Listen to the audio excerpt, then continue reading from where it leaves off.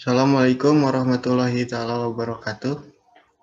Saya Hilman Nurul Arifin, NPM 110 218 129. Eh, di sini saya akan menjelaskan peran Dewan Pengawas Syariah (DPS) dalam pengawasan pelaksanaan kontrak di Bank Syariah. Studi pada Bank BRI Syariah. Nah, sesuai peraturan Bank Indonesia (PBI) dalam pelaksanaan tugas dan tanggung jawab DPS di Bank Syariah meliputi yang satu, menilai dan memastikan pemenuhan prinsip syariah atas pedoman operasional dan produk yang dikeluarkan. Yang kedua, mengawasi proses pengembangan produk baru bank agar sesuai dengan fatwa Dewan Syariah Nasional Majelis Ulama Indonesia.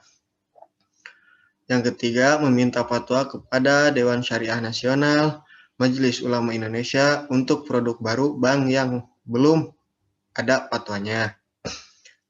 Terus yang keempat, melakukan review secara berkala atas pemenuhan prinsip syariah terhadap mekanisme penghimpunan dan penyaluran dana serta pelayanan jasa bank.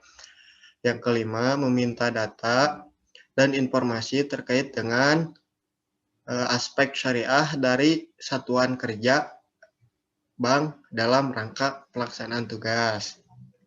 Itu. Terus ada ketentuan umum yang harus diperhatikan dalam kontrak. Yang satu, bahasa.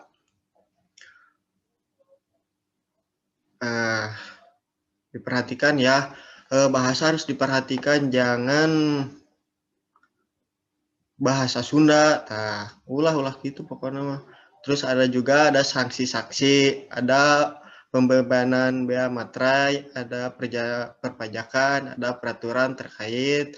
Terus sedangkan draft kontrak dari sisi hukum syariat yang ada di Bank Syariah yaitu harus sesuai dengan fatwa DSN. Terus juga ada peraturan Bank Indonesia. Jangan menyeleweng. Nah, dalam hukum, jangan menyeleweng kepada dua aspek ini. Ya, terus juga ada dalam pelaksanaan tugas DPS di Bank Syariah, khususnya di Bank BRI Syariah, DPS tidak bekerja sendiri, melainkan dibantu oleh pihak-pihak lainnya. Ada pihak fungsi internal audit, ada fungsi kepatuhan, dan fungsi legal. Begitu. Di mana fungsi inilah menjamin bahwa kontrak yang berlakukan di Bank BRI Syariah itu memang memenuhi kepatuhan hukum positif dan kepatuhan terhadap syariah. Terus pada dasarnya sistem pengawasan Bank Syariah itu terbagi dua, yaitu pengawasan umum dan pengawasan khusus. Kalau pengawasan umum ini dilakukan oleh Bank Indonesia sama seperti bank konvensional. Peraturan ini mengacu pada Undang-Undang Perbankan Nomor 10 Tahun 1998, sedangkan pengawasan khusus di Bank Syariah itu dilakukan oleh DSN dan DPS. Begitu. Nah, di sini secara umum pelanggaran-pelanggaran yang terjadi bisa digolongkan menjadi dua, yaitu ada pelanggaran yang bersifat mayor dan pelanggaran yang bersifat minor. Pelanggaran yang bersifat mayor atau yang bersifat besar bisa berakibat fatal selama itu menjadi DPS, yang salah satu anggota DPS di Bank Syariah pelanggaran tersebut tidak pernah ditemukan oleh pihak DPS. Pelanggaran yang kedua ada pelanggaran yang bersifat minor atau pelanggaran yang berskala kecil. Jadi pelanggaran yang berskala minor inilah yang pernah dijumpai oleh DPS, misalnya dalam pembiayaan murabahah pada sepeda motor. Gitu. Nah, adapun mekanisme pengajuan opini syariah terhadap DPS terkait produk yang ada di BRI Syariah.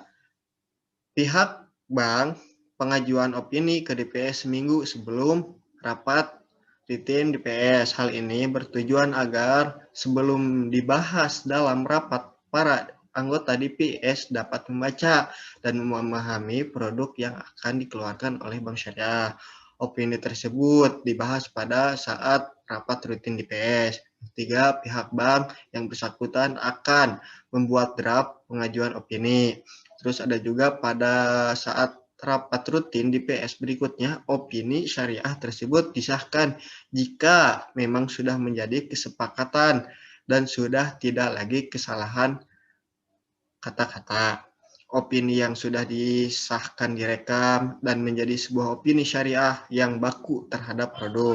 Terus juga ada opini syariah menurut tentang produk yang akan dikeluarkan oleh di bank dan membuat tentang cara mengiklankan produk begitu.